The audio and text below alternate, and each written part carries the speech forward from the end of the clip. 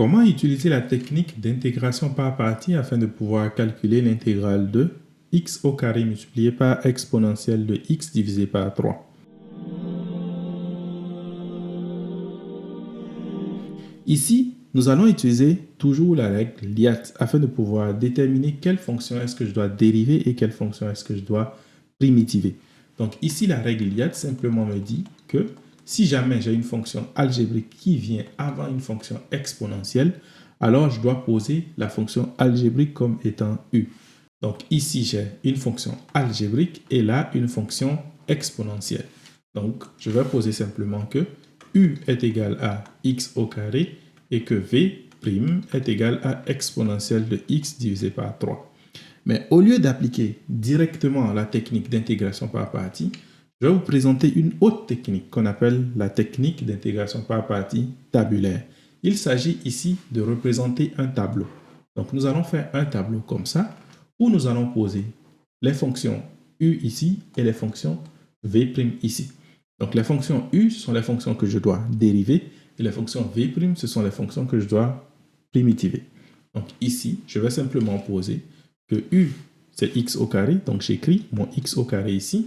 Et v', c'est exponentielle de x divisé par 3. Quand est-ce qu'on utilise cette méthode tabulaire? On l'utilise lorsque on sent qu'on va devoir faire l'intégration par partie à plusieurs reprises. Donc ici, qu'est-ce que nous allons faire? Simplement d'appliquer des méthodes de dérivation et d'intégration simplement. En essayant de dériver x au carré, je vais avoir donc 2x. Et si j'essaie de trouver la primitive de exponentielle de x divisé par 3, j'aurai 3 fois exponentielle de x divisé par 3. Ensuite, je vais faire une seconde fois les dérivations. Donc, je dérive 2x, cela va me donner 2.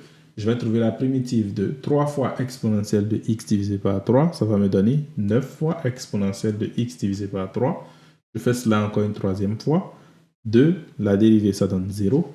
Et 9 exponentielle de x divisé par 3, sa primitive va me donner simplement 27 exponentielle de x divisé par 3.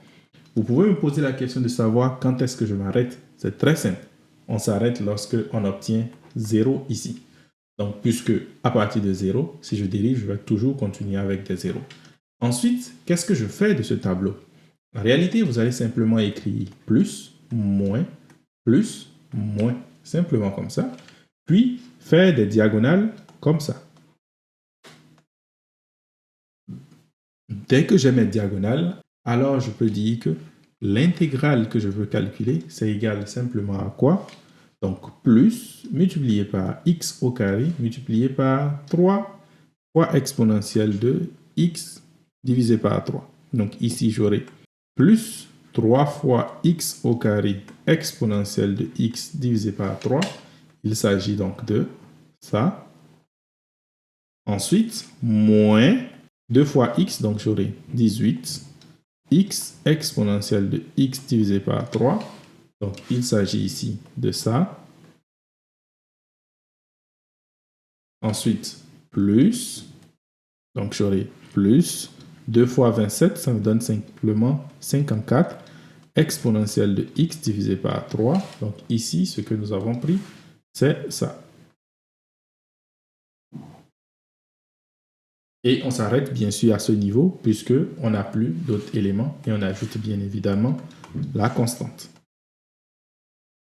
Et ça, c'est le résultat auquel on s'attendait.